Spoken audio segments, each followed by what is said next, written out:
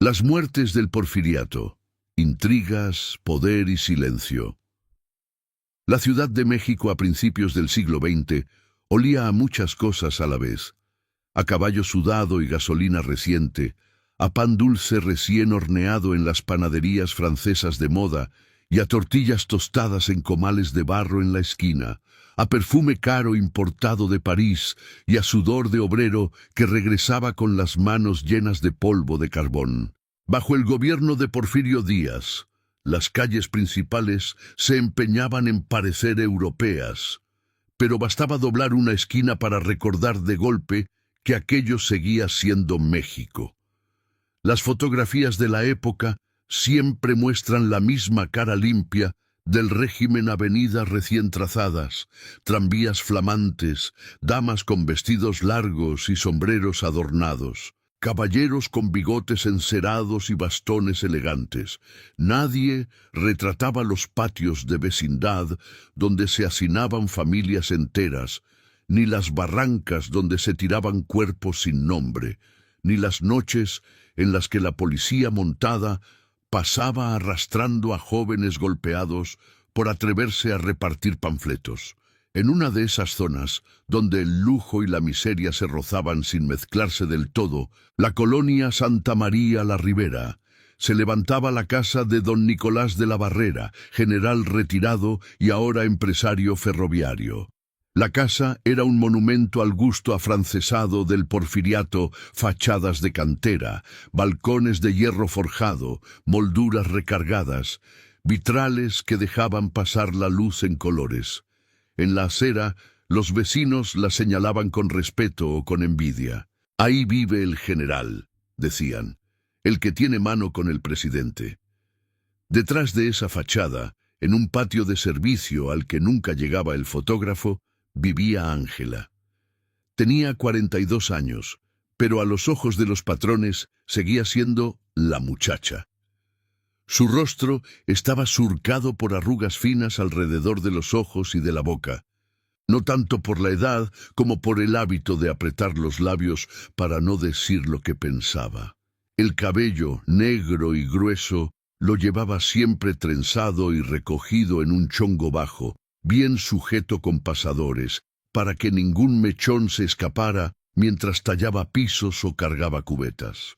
Sus manos eran la prueba más clara de su oficio: dedos anchos, nudillos resecos, uñas cortas, pequeñas cicatrices blancas heredadas de años, de limpiar con sosa, cloro, agua demasiado caliente o demasiado fría.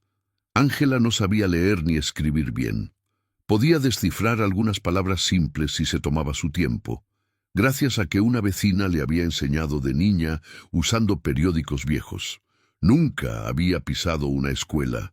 Su educación había sido otra: barrer, trapear, cocinar, obedecer, observar. Sobre todo, observar.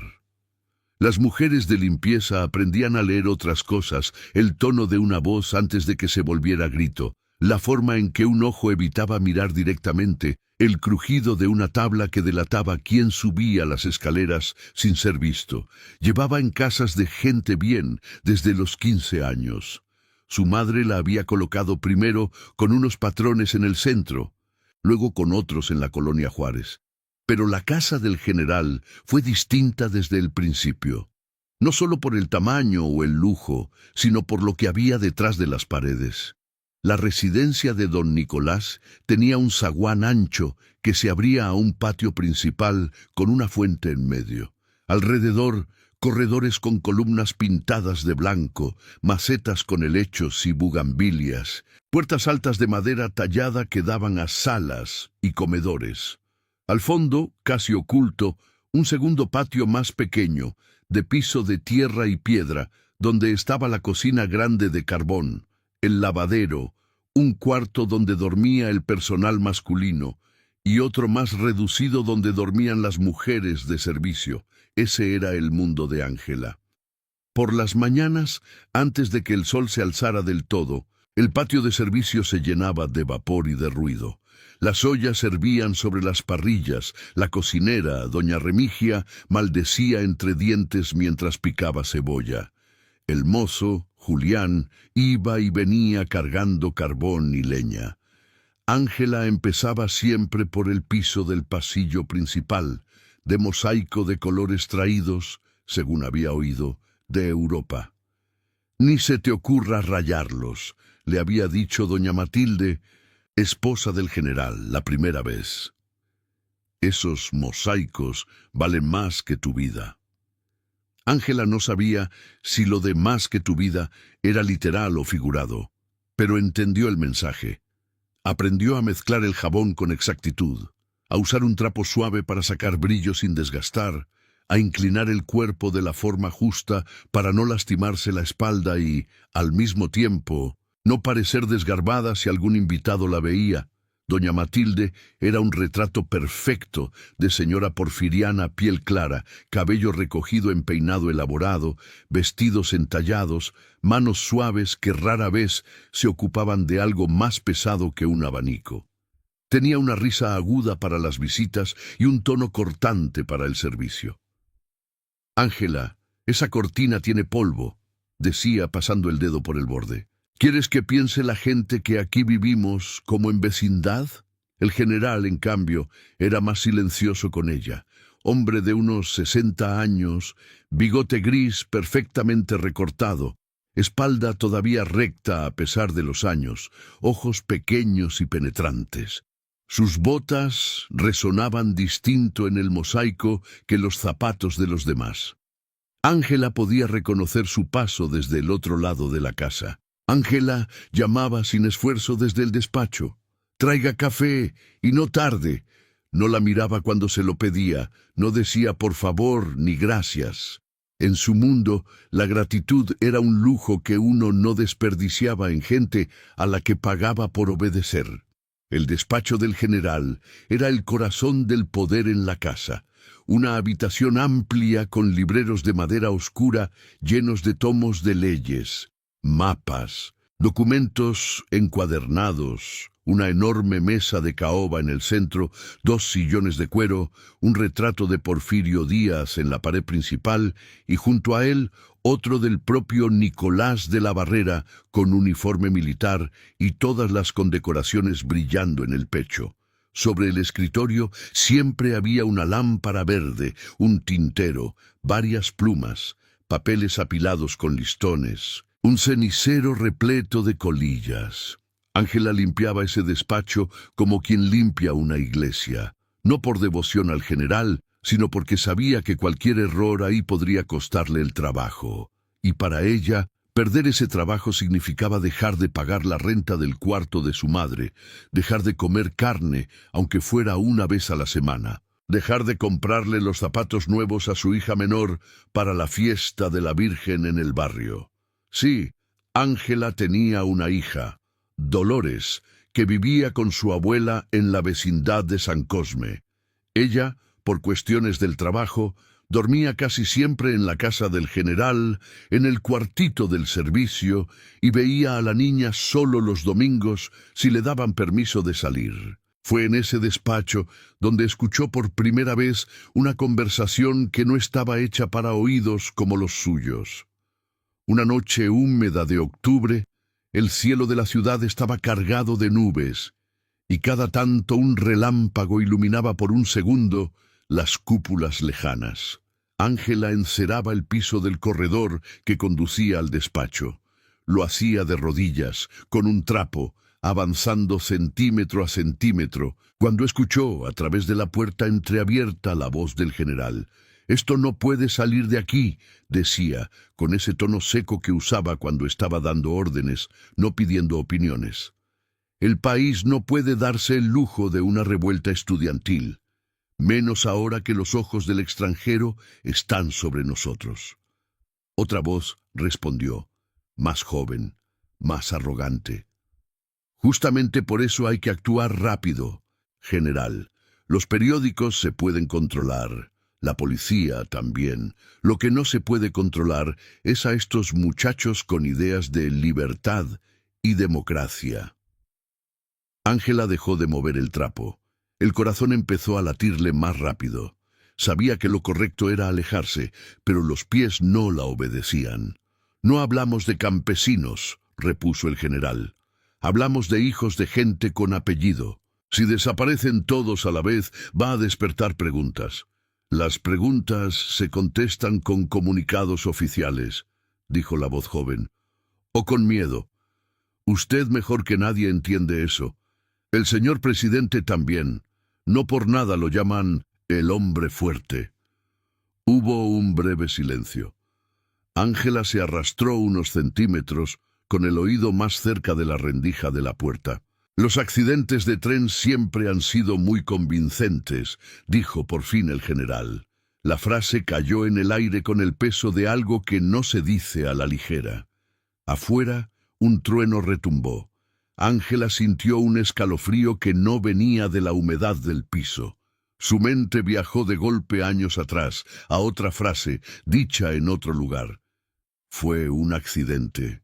Le habían dicho cuando su marido no volvió de la jornada en el ferrocarril. Un descarrilamiento, una tragedia. La modernidad tiene sus riesgos, señora. Lo lamentamos mucho. Nunca hubo cuerpo, nunca hubo investigación. Solo una bolsa con una camisa manchada de sangre, unas monedas y una recomendación fría: busque consuelo en Dios. En la cocina, cuando lo supo, doña Remigia murmuró: cuando el patrón se enoja, hasta las vías se tuercen. En ese momento, Ángela no lo entendió del todo. Ahora, al escuchar al general hablar de accidentes de tren con esa tranquilidad, sintió que las piezas encajaban en un lugar doloroso. Se apartó de la puerta temblando. Continuó encerando con movimientos mecánicos, tratando de que el ruido del trapo contra el mosaico cubriera las palabras que acababa de oír. Por dentro, sin embargo, algo se había soltado. Al día siguiente, la ciudad amaneció inquieta. Ángela, de camino al mercado, escuchó conversaciones cortadas. «Dicen que unos estudiantes no llegaron a su casa», comentó una vendedora de flores. «Que los vieron en una reunión y luego desaparecieron». «Siempre desaparece gente», respondió otra. «Pero estos parecen ser de familia bien. A ver si ahora sí se arma escándalo». En los puestos de periódicos, los encabezados hablaban de otra cosa: una exposición industrial, una recepción en el Palacio Nacional, un recorrido de días por las obras de un nuevo teatro. Nada de jóvenes desaparecidos, nada de trenes. En la cocina de la casa, mientras pelaba zanahorias, Ángela escuchó a Remigia bajar la voz. «Mi sobrino trabaja cerca de la estación de Buenavista», dijo. «Ayer llegaron soldados y cerraron los andenes un rato. No dejaron pasar a nadie. Luego dijeron que era un simulacro de seguridad. ¿Desde cuándo hacen simulacros en este país?». Julián, el mozo, resopló. «Desde que los ricos necesitan pretextos para sacar cosas sin que nadie vea», dijo. «O gente». Ángela no dijo nada. La imagen de su marido se mezclaba en su mente con la de jóvenes que nunca había visto, pero ya sentía como si conociera. Accidentes de tren, desaparecidos, preguntas inconvenientes. Todo venía del mismo escritorio. Esa tarde, mientras limpiaba el despacho, volvió a ocurrir algo. El general había salido. La lámpara estaba apagada. La luz gris del día entraba por la ventana alta, dando a la habitación un tono casi monocromático. Ángela pasó el trapo sobre el escritorio, recogiendo un poco de ceniza del cenicero, acomodando papeles sin leerlos. Cuando levantó la alfombra pequeña junto a la silla, como hacía cada 2 días para barrer bien el polvo, algo crujió debajo. Había un papel arrugado, empujado hacia la esquina, casi pegado al rodapié. Cualquier otra persona habría asumido que era basura. Para Ángela, después de lo que había oído, cada papel cerca de ese escritorio era potencialmente importante. Lo recogió con dedos cuidadosos. Lo alisó sobre la mesa. La tinta se había corrido en algunos tramos, quizá por una gota de agua o café. Aún así, pudo descifrar algunas frases. Leyó en voz baja, silabeando. No podemos seguir callando mientras hombres como de la Barrera deciden quién merece vivir y quién merece morir en nombre del progreso. La mano le tembló. Si algo me pasa, te ruego que no creas la versión oficial. Los accidentes de tren no son accidentes cuando se planifican en escritorios alfombrados. El resto del papel estaba rasgado. No había firma, pero no hacía falta. Ángela sintió un nudo en la garganta. No era una mujer de letras, pero entendía con claridad aquello.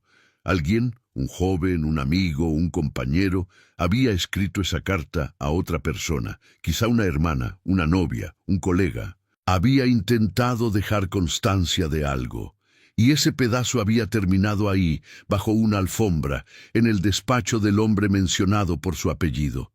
El impulso inmediato fue destruirlo, por miedo, pero algo más fuerte se impuso, la misma terquedad que la había llevado años atrás a reclamar que le pagaran completo unas horas extra.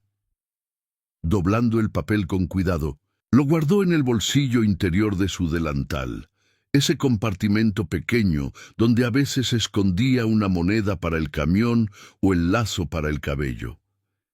Mientras volvía a colocar la alfombra, sintió que no estaba sola.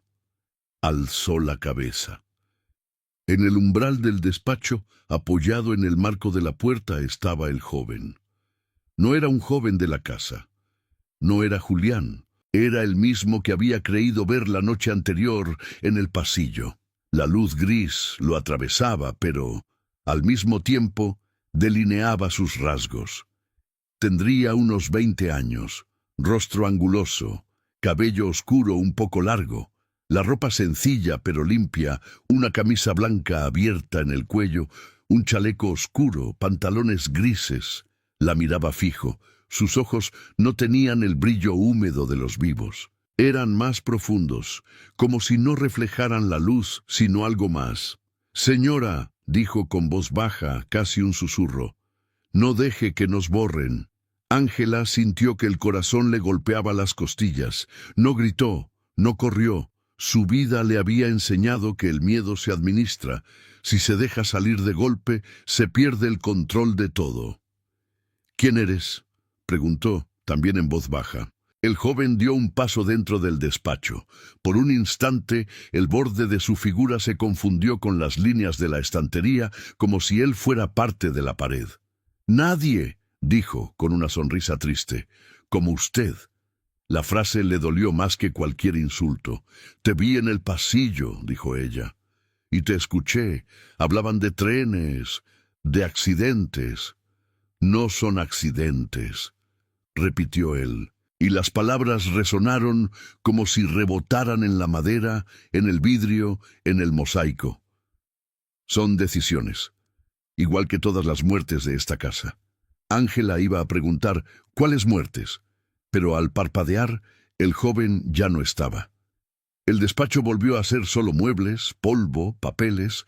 La única prueba de que algo había pasado era el papel doblado en su bolsillo y el temblor ligero en sus manos. Los días siguientes, las apariciones se hicieron más frecuentes, no siempre tan claras. A veces eran apenas sombras que cruzaban el corredor, reflejos que no correspondían a nadie, risas de jóvenes viniendo del patio cuando no había nadie afuera.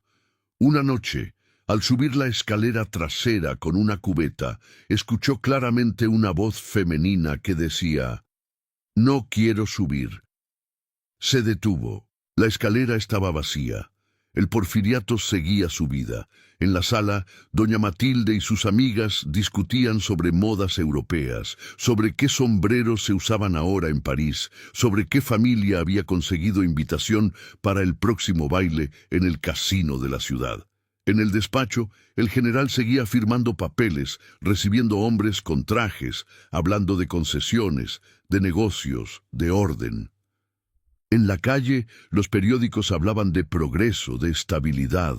Ángela barría, trapeaba, servía café, y cada día acumulaba sin querer más pruebas de que debajo de toda esa capa de barniz había sangre. La noche de la humillación delante de los invitados fue el empujón que faltaba para que algo dentro de ella se rompiera por completo. Era domingo. La casa estaba más engalanada que de costumbre. Habían mandado arreglar el jardín del frente.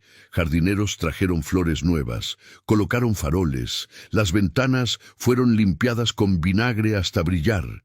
Las sillas del salón se dispusieron alrededor de un espacio central para bailar. Se esperaba una visita muy especial.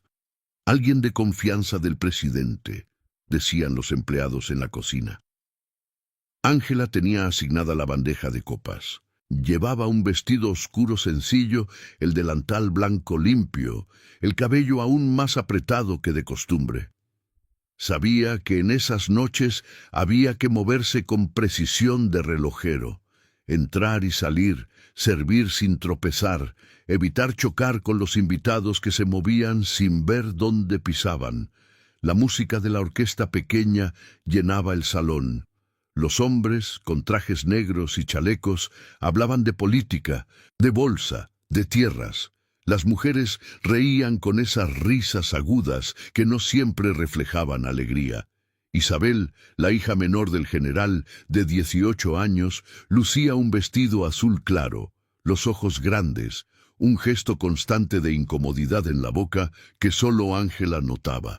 Isabel será la esposa de un hombre poderoso, decía Matilde a sus amigas sin bajar la voz. No cualquiera tiene la fortuna de casarse en estas condiciones. Fortuna, pensó Ángela, viendo cómo la joven miraba el piso mientras un hombre de casi 50 le hablaba de viajes a Europa. Le reconoció la mirada. Era la misma que había tenido ella misma cuando la casaron a los 16 con un hombre al que apenas conocía porque era lo mejor que podía conseguir. Con la bandeja llena de copas de champaña, Ángela se movía entre los grupos. Un joven invitado, con las mejillas rojas de tanto alcohol y las palabras un poco arrastradas, retrocedió sin mirar. Chocó con la bandeja. El metal se inclinó. Una copa cayó, estallando en el piso, y el vino salpicó el bajo del vestido blanco de una invitada. Por un segundo el tiempo pareció detenerse. La orquesta siguió tocando, pero el murmullo bajó. Todos miraron hacia el sonido. «¡Por Dios, Ángela!», exclamó doña Matilde, con la voz más alta de lo que exigía la situación. «¿Qué no puedes ni con una bandeja?». El joven se disculpó, murmurando, «Fue mi culpa», pero nadie escuchó. Los ojos estaban puestos en la sirvienta. «Fue el señor», intentó decir Ángela. «No inventes excusas», la cortó Matilde. «Siempre lo mismo con ustedes. Un poquito de refinamiento y se descomponen. Limpia esto ahora mismo, y luego te quiero ver en la cocina». Una risa seca se escapó de algún invitado. El calor le subió al rostro a Ángela, no porque hubiera tirado la copa, sabía que había sido un accidente, sino por la humillación pública. Apretó la boca, se agachó, recogió los vidrios, limpió el vino. Cada movimiento le pesaba como si en lugar de una bandeja cargara encima todas las injusticias que había tragado en años. En la cocina, al final de la noche, Matilde la esperaba con los brazos cruzados. «Esto no puede seguir», dijo. «Esta casa no es una cantina. Aquí viene gente que merece respeto. No podemos permitir que el servicio nos haga pasar vergüenzas». Ángela mantuvo la vista baja, pero su voz salió más firme de lo que planeaba. «Fue un accidente, señora. El joven tropezó conmigo. Yo solo traté de sostener la bandeja». «¿Ahora también vas a culpar a los invitados?». Matilde soltó una risita incrédula. «¿Quién te crees? ¿Sabes cuánto cuesta cada una de esas copas? Más de lo que tú ganas en un mes. Y últimamente te he visto distraída, murmurando sola, mirando a la nada. No sé si son tus achaques, tu edad o qué, pero aquí se necesita gente concentrada». La referencia a su edad le dolió de una forma íntima, como si, de pronto, todo lo vivido y sufrido se usara en su contra. «He trabajado aquí más de 20 años», respondió Ángela con un hilo de orgullo. Nunca he faltado, nunca he robado, nunca he dejado un cuarto sucio. Un accidente lo tiene cualquiera, pero no cualquiera trabaja para el general, replicó Matilde. Aquí la perfección no se agradece, se exige. Si no puedes con eso, ya sabes dónde está la puerta. La frase cayó como un golpe. Ya sabes dónde está la puerta. Como si la casa fuera de ella también, como si la habitarla tantos años no contara. Ángela sintió que algo por dentro se reventaba. Pensó, por un instante, en sacar el papel que llevaba oculto, en jugarle en la cara las palabras de la barrera, decide quién merece vivir y quién merece morir. Imaginó decir, su marido es un asesino que se esconde detrás de accidentes de tren, pero la imagen de su hija, de su madre, de la vecindad, se alzó como un muro. Sabía que si hablaba así, esa misma noche la sacarían sin un centavo, quizá con un reporte a la policía por difamación. Tragó saliva. Disculpe, señora, dijo al final, porque no vio otra salida inmediata. No volverá a pasar. Matilde asintió, satisfecha con la victoria. Para ella, la humillación era una herramienta de orden. Ángela se retiró a su cuarto de servicio sin decir más. Esa noche, sin embargo, las lágrimas que cayeron sobre la almohada no fueron de resignación, fueron de furia contenida. Se acordó del joven del pasillo, de la carta, de los estudiantes, de su marido, de otros rumores de muertes acomodadas, de obreros accidentados en las minas del norte, de campesinos abatidos por error en campañas militares. No soy nadie, murmuró mirando el techo oscuro. Pero hay cosas que ya no puedo callar. Fue la primera vez que se permitió reconocerlo en palabras. Hasta entonces, su resistencia había sido pequeña, de sobrevivencia, de orgullo silencioso. En ese momento, tomó la forma de una decisión difusa pero firme. No sabía cómo, ni con quién, ni cuándo. Solo sabía que, si ella seguía limpiando en silencio mientras la casa albergaba esas decisiones de muerte, se estaría convirtiendo en cómplice. Al otro lado de la pared, en el despacho vacío, una corriente de aire movió levemente una hoja de periódico sobre el escritorio. No había ventanas abiertas. Nadie más estaba ahí. En el corredor, la sombra del joven se detuvo frente a la puerta del cuarto de Ángela, como si la escuchara. No entró, no podía, pero, por primera vez desde que se había dejado ver, sonrió con algo parecido a esperanza. Las muertes del Porfiriato, las oficiales y las que jamás se escribieron en ningún registro, no se habían ido. Seguían ahí, flotando en las casas, en las estaciones de tren, en los archivos cerrados con llave, y en esa casa de Santa María la Ribera, donde un general jugaba a ser señor de vidas y destinos, una mujer de delantal gastado estaba a punto de convertirse, sin saberlo, en la grieta por donde empezaría a colarse la verdad. A partir de esa noche, la casa ya no iba a mostrarle a Ángela solo sombras y susurros. Iba a poner frente a ella, paso a paso, las piezas de un rompecabezas de intrigas, poder y silencio que llevaba años esperando a alguien que se atreviera a mirar, alguien que, a los ojos del mundo, no valía nada y que, sin embargo, iba a ser la única capaz de contar lo que de verdad había pasado. A partir de esa noche, la decisión de Ángela dejó de ser solo un murmullo en la oscuridad y empezó a convertirse en acción, aunque al principio fuera tímida, casi invisible incluso para ella misma. No podía ir al periódico, no podía presentarse ante un juez, ni mucho menos tocar la puerta de un despacho de gobierno. Sabía que en ese sistema la palabra de una sirvienta valía menos que el papel en el que se imprimían las mentiras oficiales. Pero sí podía hacer algo que nadie controlaba del todo: mirar, escuchar y guardar. El primer paso fue darse cuenta de que no estaba completamente sola. En la cocina, durante el desayuno del personal, lanzó una frase al aire, como quien no quiere nada. Cada vez se oyen más cosas de desaparecidos, dijo, sirviendo café a Remigia y a Julián, como si se los tragara la tierra. Remigia bufó, echando sal en los huevos. La tierra no se traga a nadie, replicó, son los de arriba. Nada más que a veces les sale caro, a veces no, depende de quién falte. Julián, más joven, se inclinó un poco hacia ellas. En la cantina de la esquina, hablan de unos estudiantes que nunca llegaron a Veracruz, susurró.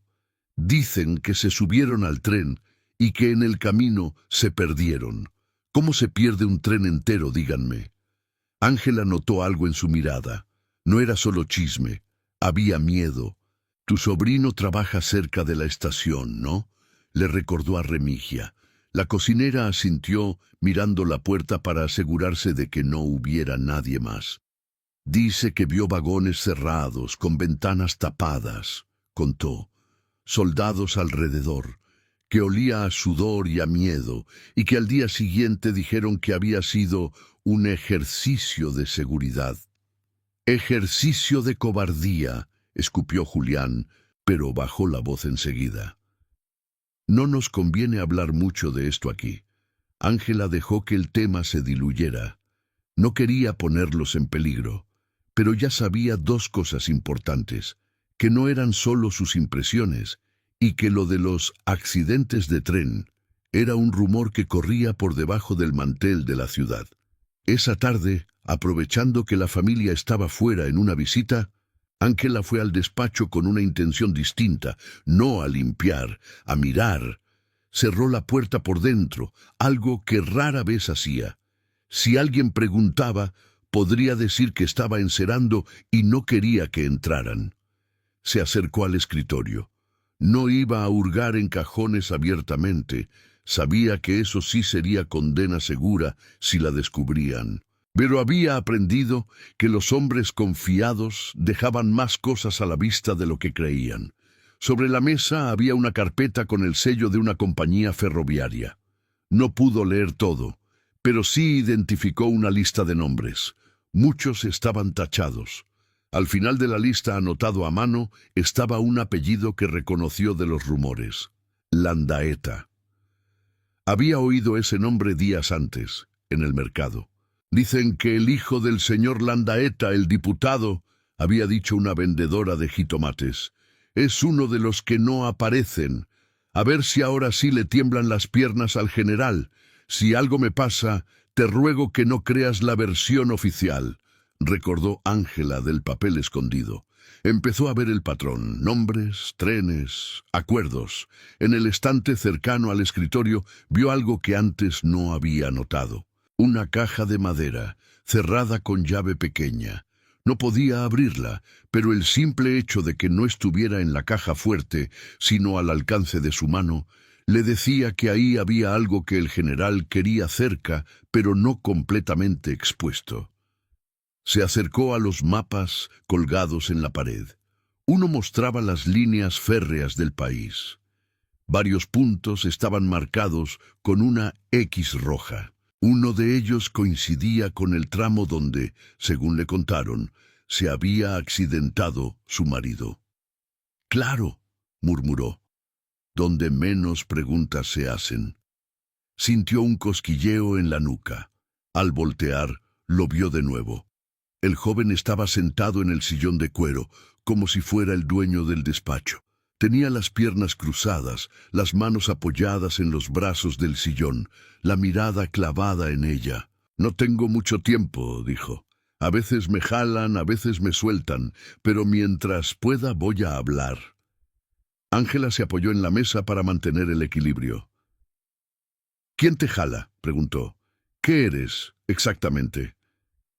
«Una consecuencia», respondió él con una mueca, «de decisiones tomadas aquí, de silencios como el tuyo, pero también de silencios como el de mi madre, que nunca supo qué me hicieron». Se levantó. Al hacerlo, el contorno de su cuerpo pareció vibrar. «Yo me llamo Tomás Landaeta», dijo. «Estudiaba leyes, creía ingenuo que las palabras podían cambiar cosas. Firmé cartas, di discursos, molesté a la gente equivocada. Ángela tragó saliva. ¿Eres uno de los que iban en el tren? Sí, asintió. Pero no fue el tren el que nos mató. Fue el miedo de hombres como él. Señaló el retrato del general en la pared. ¿Qué quieres que haga?, preguntó Ángela, con una mezcla de temor y desafío. No tengo apellido, no tengo dinero, no tengo estudios. Si hablo, se ríen. Si grito, me callan. Tomás se acercó. Por un instante, Ángela sintió un frío extraño, como brisa directamente sobre el hueso. Sí tienes algo, dijo él. Tienes entrada a este lugar. Estás ahí cuando hablan como hablan de verdad, no como hablan en público. Tienes ojos y oídos donde nadie cree que haya ojos y oídos. Y tienes algo que ellos no: conciencia. Ángela bajó la mirada a sus manos. Conciencia no es comida, murmuró. No paga la renta, no compra medicinas. No, admitió él. Pero algún día alguien va a necesitar piezas para armar la verdad. Y si tú no las guardas, nadie más podrá hacerlo. No te pido que te sacrifiques hoy. Te pido que no dejes que todo lo que pasa aquí se pierda. La propuesta era extraña. No le pedía heroísmo inmediato. Le pedía memoria. ¿Memoria para quién?, preguntó. ¿Para historiadores? ¿Para curas? ¿Para periódicos que no nos hacen caso? Tomás sonrió con algo de ternura. Para quien venga después, dijo. No sabemos quién será, pero cuando el viento cambie, alguien va a preguntar ¿qué pasó en esa época? Y si todas las ángelas del país se quedan calladas, la única versión será la de ellos. Hubo un silencio. Afuera se escuchó el silbido de un tren lejano, como un recordatorio. Ángela asintió despacio. Está bien, dijo. No prometo más de lo que puedo, pero voy a mirar con otros ojos. Tomás retrocedió. Su figura se hizo más tenue. Con eso basta por ahora, dijo. No voy a pedirte que mueras por mí, solo que no me olvides. Desapareció. Los meses siguientes, Ángela se convirtió, sin terminar de ser consciente, en una especie de archivista clandestina. No podía llevarse papeles completos, sería demasiado evidente, pero sí recogía fragmentos, notas desechadas, borradores tirados. Escondía pequeños recortes en lugares que nadie revisaba, debajo de una losa floja en el cuarto de servicio, dentro de una funda vieja de almohada, en una caja de latas vacías detrás de la cocina. Además de papeles, guardaba historias. Lo que escuchaba en la cocina, en el patio, en el mercado, lo repetía en su cabeza como si fuera un rosario. Nombres, fechas, lugares. El hijo del diputado Landaeta, los de la Escuela Nacional de Jurisprudencia, el maestro que ya no regresó, el periodista que escribió demasiado. Un día, en el mercado, oyó a dos hombres discutir cerca de un puesto de carne. «Te digo que mi primo vio los cuerpos», decía uno, «en fosas, sin ataúd, sin cruz. No más un montón de tierra encima. Dicen que son los revoltosos». «Cállate», le respondió el otro. «¿Quieres que nos escuchen? Esto no es Tabasco, aquí todo chisme se va para arriba». Ángela se acercó a comprar un pedazo de hígado. Fingiendo desinterés, preguntó, «¿Para arriba a dónde?» El hombre la miró, evaluando si podían confiar en ella. Vio el delantal gastado, las manos curtidas, la mirada cansada. «¿A dónde están los que mandan?», respondió. «A casas como la de tus patrones». Volvió a casa con la carne envuelta en papel, pero lo que traía de verdad eran palabras. La primera consecuencia directa de su nueva forma de ver llegó en forma de visita inesperada. Una tarde de enero, llegó a la casa un hombre que no se parecía a los invitados habituales. No traía traje europeo, sino un conjunto negro sencillo, bien cortado, sin adornos. Su cabello estaba peinado hacia atrás. Sus ojos eran oscuros, inquisitivos. Se presentó como Don Esteban. Es un viejo conocido, explicó el general a su esposa. De los tiempos de campaña. Ahora se dedica a otros asuntos. Ángela lo vio de lejos. Don Esteban tenía esa manera de estar en un lugar como si lo hubiera medido todo en un segundo. Puertas, ventanas, salidas. No habló mucho durante la cena, observaba. Después de comer, el general lo llevó al despacho. Ángela, que ya había aprendido a reconocer las oportunidades, se ofreció a llevar café. Cuando entró, los dos callaron un instante hasta que ella dejó la bandeja sobre la mesa y salió.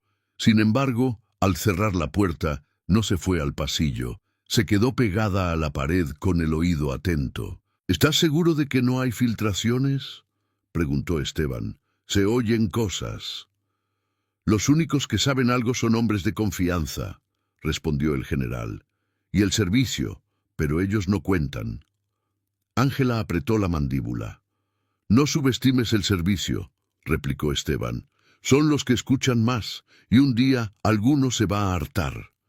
Se hartan, se van, se reemplazan, dijo de la Barrera, con frialdad. No estamos hablando de ministros, Esteban. Estamos hablando de gente que no tiene dónde caer muerta si la corremos. Su miedo nos protege. Ángela sintió la frase como una bofetada literal. Su miedo nos protege. Te lo digo porque he visto caer imperios por menos, insistió Esteban. Algún día el viento va a cambiar, Nicolás. Y cuando cambie, los primeros que van a hablar no serán los enemigos visibles, sino los invisibles. Hubo un silencio. Ángela contuvo la respiración.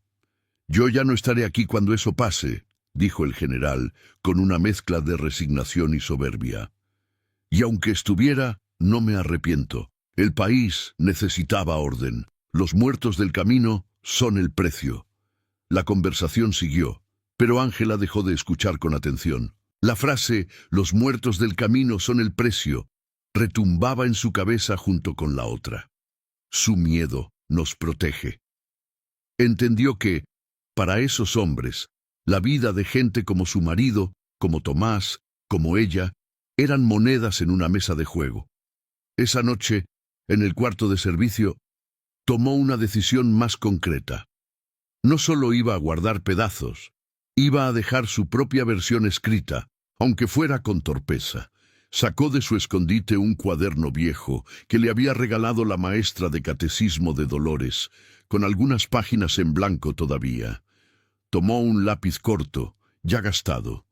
Se sentó en el borde de la cama, la vela encendida a su lado, y empezó a escribir.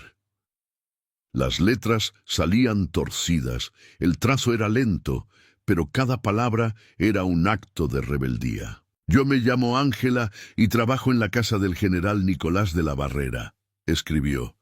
He visto y oído cosas que no están bien. Los muertos del porfiriato no son todos bandidos, como dicen. Algunos solo querían estudiar, otros solo querían comer. Aquí se habla de accidentes, pero yo sé que muchos se planean. No era un documento académico, ni un reportaje, ni una denuncia formal. Era su verdad, escrita con su mano. Sabía que quizá nadie la leería en años, pero también sabía que, si no la dejaba, se llevaría todo eso a la tumba y el silencio seguiría protegiendo a quienes no lo merecían. El porfiriato no cayó de un día para otro. Fueron años de tensión acumulada, pero incluso los regímenes más sólidos empiezan a mostrar grietas. En las calles empezaron a escucharse más murmuraciones sobre injusticias, sobre jornaleros explotados, sobre huelgas reprimidas. En las paredes aparecían de vez en cuando pintas escritas con carbón: sufragio efectivo, no reelección. En la casa del general, las señales llegaron de forma más sutil. Un día, el correo trajo un sobre sin remitente claro, dirigido a don Nicolás de la Barrera. Ángela lo vio en la bandeja de entrada. Más tarde, al limpiar el despacho, encontró el sobre abierto en la papelera. El contenido parecía haber sido destruido. Solo quedaba un trozo, doblado, con una frase visible: «Algún día los muertos hablarán». Sonrió, sin querer. «Ya están hablando», pensó. En la cocina, Remigia comentó que su sobrino había sido despedido de la estación por hacer demasiadas preguntas. Julián, por su parte, anunció que se iría de la casa. «Me voy pa' Puebla», dijo. «Dicen que allá están organizando algo, no sé bien qué, pero aquí ya no aguanto ver cómo se llevan a la gente y todos hacemos como que no pasa nada». Ángela quiso decirle: «Ten cuidado», pero las palabras se le atoraron en la garganta. En su lugar, le dio un trozo de pan envuelto en un trapo y un abrazo rápido, torpe. «Si te preguntan por mí», dijo él con un guiño triste, «di que morí de un accidente de cocina. No se vieron más». Las apariciones de Tomás cambiaron también.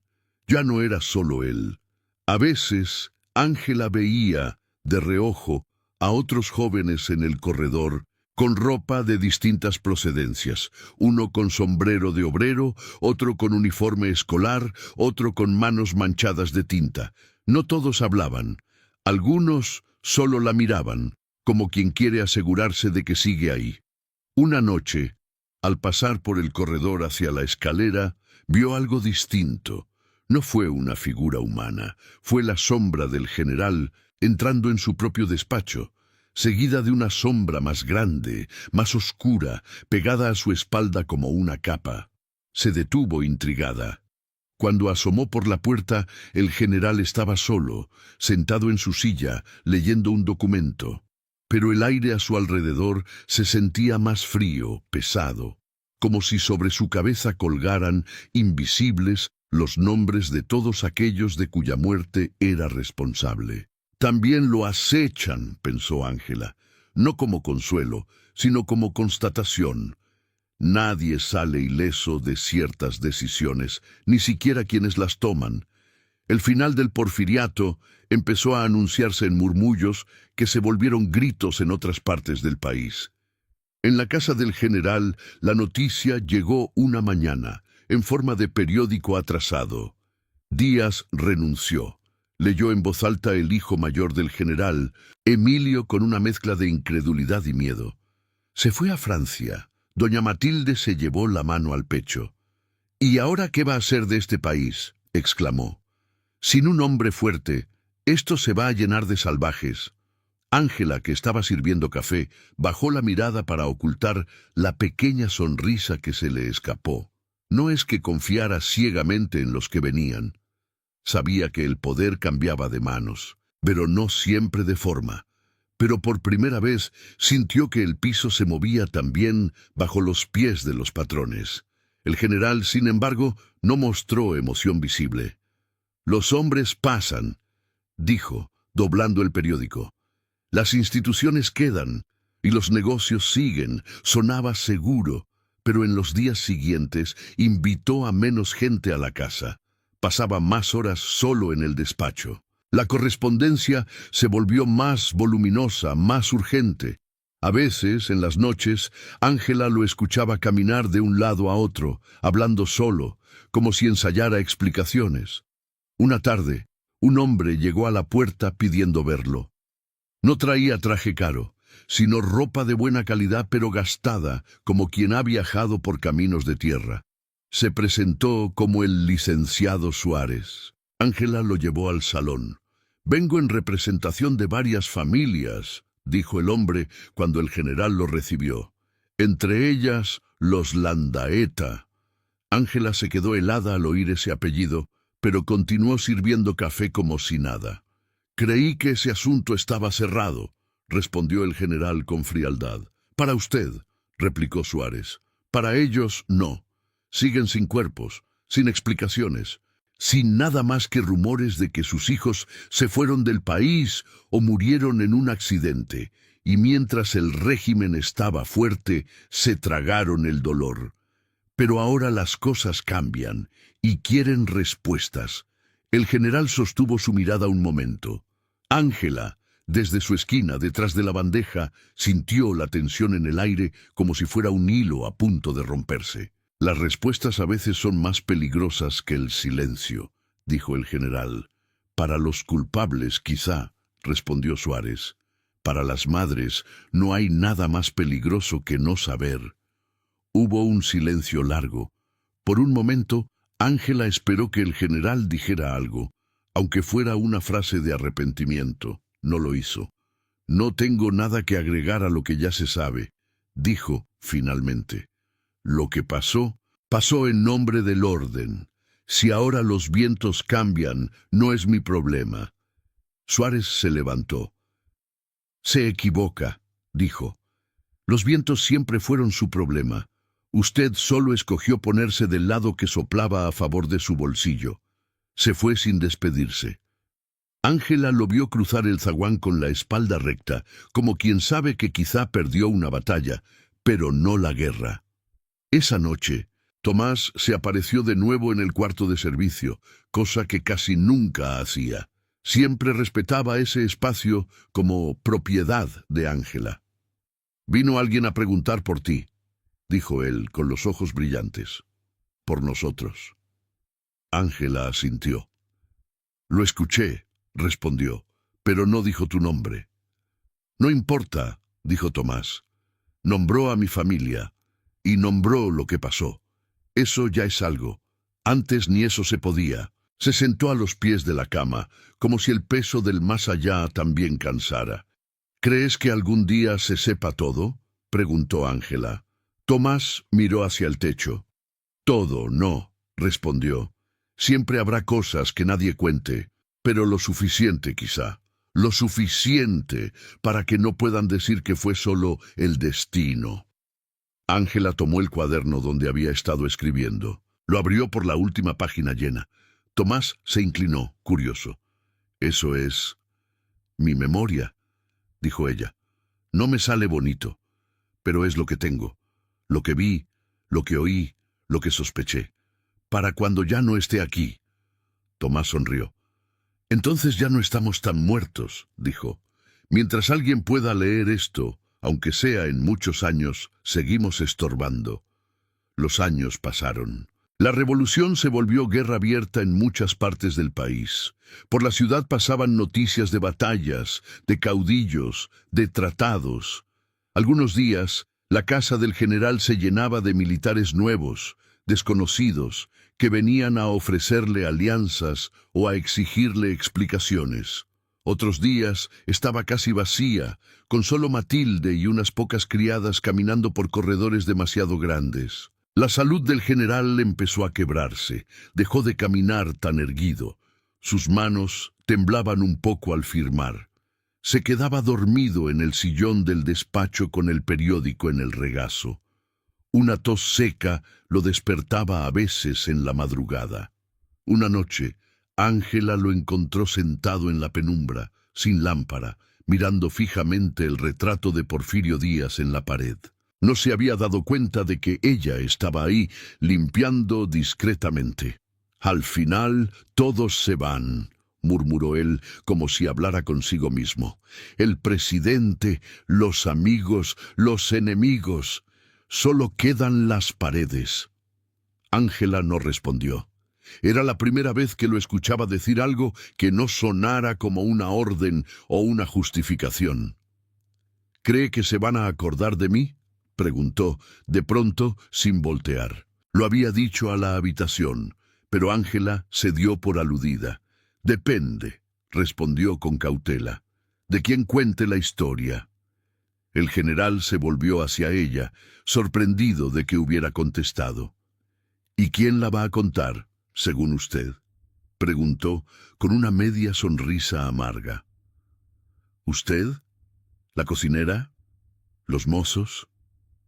Ángela sostuvo su mirada, algo que casi nunca hacía. «Alguien», dijo. «Siempre hay alguien tomando nota, aunque no lo vea». El general la miró un momento más, luego soltó una carcajada breve que se transformó en tos. «Siéntase libre de contar lo que quiera cuando me muera, Ángela», dijo recuperando su aire de superioridad. «Para entonces ya no me importará». Ella no respondió, pero en su interior la frase se clavó como promesa. El día que el general murió, la casa olió raro, no a muerte inmediata, ese olor llega después, sino a papel viejo mojado. Matilde lloró de una forma más teatral que sincera. Los hijos se preocuparon más por las cuentas, las propiedades, los testamentos. Ángela, que había visto morir a viejos y niños en la vecindad sin tanto drama, se ocupó de lo que sabía hacer: limpiar. Limpiar el cuarto donde el cuerpo estuvo velado. Limpiar las huellas de zapatos de los sacerdotes que fueron a darle la extrema unción. Limpiar las cenizas de los cigarros de los señores que, entre susurros, ya hablaban de quién iba a quedarse con qué. Esa noche, cuando todo estuvo en silencio, fue al despacho por última vez. Sabía que pronto vendrían otros, que quizá tirarían papeles, moverían muebles, lo convertirían en otra cosa. Cerró la puerta. Tomás estaba ahí, apoyado en la librera, con otros jóvenes a su alrededor. Sus contornos eran más nítidos de lo habitual. «Se fue», dijo él. «Sí», respondió Ángela. Como todos. Hubo un silencio extraño, como si incluso los muertos estuvieran pensando qué decir. «¿Sientes algo distinto?», preguntó ella. Tomás asintió. «Es como si nos hubieran soltado un hilo», dijo. «No del todo, pero un poco». Él sostenía muchas cosas. Ahora hay menos peso. Ángela se acercó al escritorio. Sacó de su bolsillo el cuaderno. Lo puso sobre la mesa.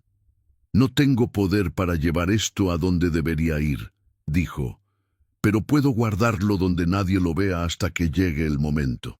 Miró alrededor. Sus ojos se detuvieron en una tabla del piso, cerca de la pared, esa que siempre había crujido un poco distinto. Con una navaja aflojó el borde. La madera se levantó, dejando ver un hueco pequeño.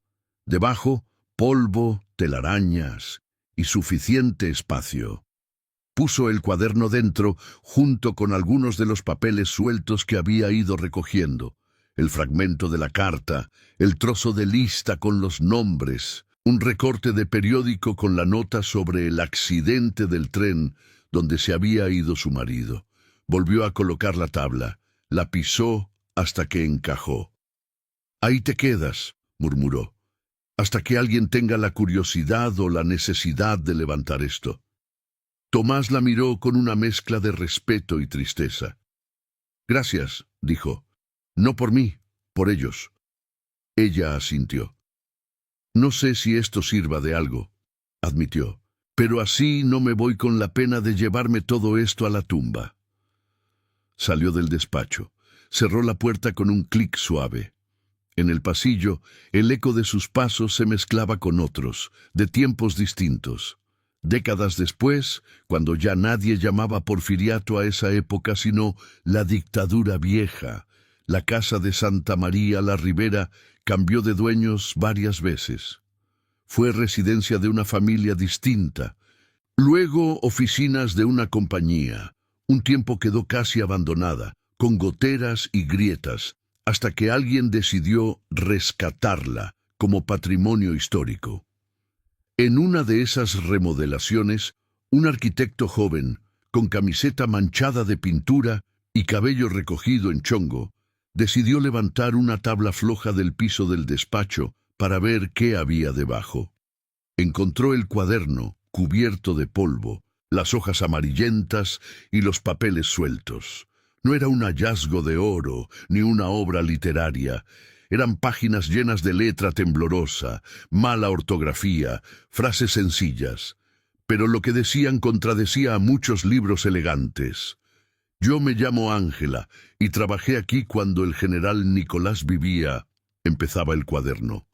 El arquitecto, curioso, llevó los documentos a una amiga suya, historiadora. Ella los leyó una noche entera, con una mezcla de incredulidad y emoción. Vio en esas palabras simples la confirmación de rumores, la voz de quienes nunca habían sido citados. Años más tarde, Un libro sobre las muertes del Porfiriato citaría, en una nota al pie, el testimonio de Ángela, sirvienta en casa de la Barrera. Otros investigadores usarían esos fragmentos para armar una imagen más clara de cómo se decidían ciertas muertes desde arriba. En ninguna portada apareció el nombre completo de Ángela. No hubo estatuas ni placas con su rostro, pero en los círculos discretos de quienes de verdad querían entender ese tiempo, se supo que una mujer sin estudios, con manos de jabón y agua fría, había dejado el relato más honesto de esa casa. En algún lugar que ya no está hecho de tiempo ni de espacio, Tomás, los otros jóvenes y Ángela se encontraron de nuevo. Ella, ya sin delantal, sin dolor de espalda, sin cansancio en las manos. «¿Ves?», dijo él con una sonrisa.